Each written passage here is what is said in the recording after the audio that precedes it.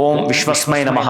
ನನ್ನ ಪ್ರೀತಿಯ ಬಂಧುಗಳೇ, ನೋಡಿ ಈ ವಿಶಾಖ ಇದೆಯಲ್ಲ, ಈ ವಿಶಾಖ ನಕ್ಷತ್ರದಂದು ಈ ಹೆಣ್ಣು ಮಕ್ಕಳು ಮೈ ನೆರೆಯುವುದು ಅಂದ್ರೆ ಪ್ರಥಮ ಋತುಮತಿ ಆಗುವಂಥದ್ದು ಬಹಳ ಅದ್ಭುತ. ಬಹುಶಃ ಜನ್ಮ ಜಾತಕದಲ್ಲಿ ಕುಜದೋಷ ಅಂತ ಹುಟ್ಟದಾಗ ಏನೇನೋ ಇತ್ತು ಅಂತಾರಲ್ಲ, ಈ ನಕ್ಷತ್ರ ಋತುಮತಿ ಆಗಿಬಿಟ್ರೆ ಈ ಜನ್ಮದಲ್ಲಿರ್ತಕ್ಕಂಥ ದೋಷಗಳನ್ನ ತೆಗೆದಾಗುತ್ತೆ. ಜಯವೂ ವಿಜಯವೂ ಅವರದೇನಂತ ಅಂತಹ ಅದ್ಭುತವಾಗಿರ್ತಕ್ಕಂಥ ದಿನ ಪ್ರೀತಿಯ ಬಂಧುಗಳೇ. ನಾವೇನಾದ್ರೂ ಋಣಗಳಲ್ಲಿ ತುಂಬಾ ಸಿಲುಕೊಂಡಿದ್ರೆ ಅಂತಹ ಋಣಗಳೆಲ್ಲವೂ ಕೂಡ ಪಕ್ಕಕ್ಕೆ ತೆಗೆಯಬೇಕು ಅಂತಂದ್ರೆ ಈ ದಿವಸ ಋಣಮೋಚನ ನೃಸಿಂಹ ಸ್ವಾಮಿಯ ಸ್ತೋತ್ರವನ್ನ ಹೇಳಿಕೊಳ್ಳುವಂಥದ್ದು. ನೀವೇನಾದ್ರೂ ಈ ದಿವಸ ಕುಳಿತುಕೊಂಡು ಅವನ ಸಂಖ್ಯೆ ಕೂಡ 9 ಸಲ ಓದ್ಬಿಡ್ತೀನಿ ಅಂತಂದ್ರೆ ಒಂದು ಮಿರಾಕಲ್ ನಡೆದೋಗುತ್ತಂತೆ.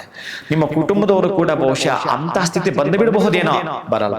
ಯಾವಾಗ ಈ ಋಣಮೋಚನ ನಾವೇನಾದ್ರೂ ಹೇಳಿಕೊಂಡರೆ ಅಂತ ಅದ್ಭುತಗಳು ಜರುಗುತ್ತವೆ ಪ್ರೀತಿಯ ಬಂಧುಗಳೇ. ಅಥವಾ ನಿಮ್ಗೆ ಅದಾಗ್ಲಿಲ್ಲ ಅಂತಂದ್ರೆ ನೀವು ಸುಬ್ರಹ್ಮಣ್ಯ ಸ್ವಾಮಿಯ ಸ್ತೋತ್ರವನ್ನು ಓದಿಕೊಂಡ್ರು ಕೂಡ ಅಷ್ಟೇ ಫಲ.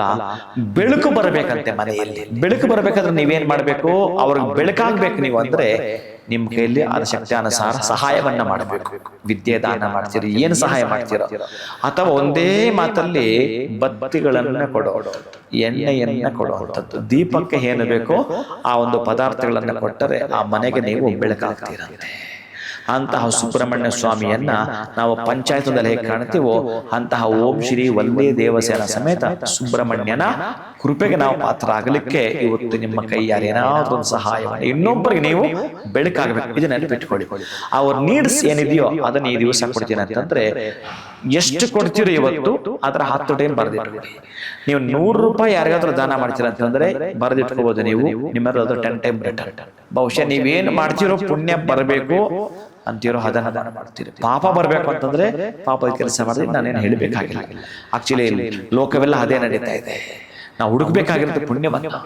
ನಮಗೆ ಬೇಕಾಗಿರ್ತಕ್ಕಂಥ ಅದು ಆಕ್ಚುಲಿ ಕೆಟ್ಟದ್ದಕ್ಕೆ ಬೇಕಾದಷ್ಟು ಖರ್ಚಾಗತ್ತೆ, ಒಳ್ಳೆದಕ್ಕೆ ಏನು ಖರ್ಚಾಗಲ್ಲ. ಸುಮ್ಮನಿದ್ರೆ ಸಾಕು, ಇರಲ್ಲ ಜನ. ನೀನ್ ದೇವ್ರ ಪೂಜೆಗೆ ಏನೇನೋ ಕೆಟ್ಟದ್ದು ಮಾಡ್ಬೇಕಾದ್ರೆ ನಿಮಗೆ ಏನೇನೋ ಬೇಕು. ಅದಕ್ಕೆ ಕೆಟ್ಟದ್ದು ಅನ್ನೋದಕ್ಕೆ ಬಹಳ ನಿಮಗೆ ಖರ್ಚಾಗುವಂಥದ್ದು. ಒಳ್ಳೆಯದಕ್ಕೆ ಏನು ಇಲ್ಲ. ಹೂವು ಕೂಡ ತರಬೇಡ, ಕುಳಿತುಕೊಂಡು ಧ್ಯಾನದಲ್ಲಿ ಅದೇ ನಮ್ಗೆ ಕಷ್ಟ ಆಗುವಂಥದ್ದು. ಅದಕ್ಕಾಗಿ ಅಂತಹದ್ದೆಲ್ಲವನ್ನು ಕೂಡ ಇವತ್ತು ಎಂದೋ ನಮಗೆ ಗೊತ್ತಿದ್ದೋ ಗೊತ್ತಿಲ್ಲದೆ ನಡೆದಿರತಕ್ಕಂತಹ ತಪ್ಪುಗಳಿಗೆ ಪ್ರಾಯಶ್ಚಿತ್ತ ಇವತ್ತು ಮತ್ತೊಬ್ಬರಿಗೆ ಬೆಳಕಾಗೋದು. ಇದು ಒಂದು ನುಡಿ ನಿಮಗೆ ಸಾಕು ಅನ್ಕೊಂತೀನಿ. ಅಂತಹ ದೀಪಗಳಿಗೆ ಸಂಬಂಧಪಟ್ಟಾಗಿರ್ತಕ್ಕಂತಹದ್ದು ನೀವು ದಾನ ಮಾಡಿದರೆ ನೀವು ಈ ಒಂದು ನಕ್ಷತ್ರದ ಬಲ ಏನು ಹೇಳ್ತಾನಂತಂದ್ರೆ ಕಷ್ಟಗಳಲ್ಲೂ ಕೂಡ ವಿಜಯ ಇವರದೆ. ಅಂದ್ರೆ ಇನ್ನು ನಮಗೆ ಈ ನಕ್ಷತ್ರ ಬಲ ಏನಾಗುತ್ತೆ, ಸುಖವೇ ಅಂತ. ಕಷ್ಟ ಬರ್ಲಿಕ್ಕೆ ಚಾನ್ಸು ಇಲ್ಲ. ಆಕಸ್ಮಿಕ ಇದ್ದರೆ ಅದನ್ನ ಪೂರ್ಣವಾಗಿ ಅವ ಡಿಲೀಟ್ ಮಾಡ್ತಾನಂತೆ. ಅಂತಹ ದಿನ ಪ್ರೀತಿ ಶುಭಂ ಭೂಯಾತ್, ಒಳಿತಾಗಲಿ.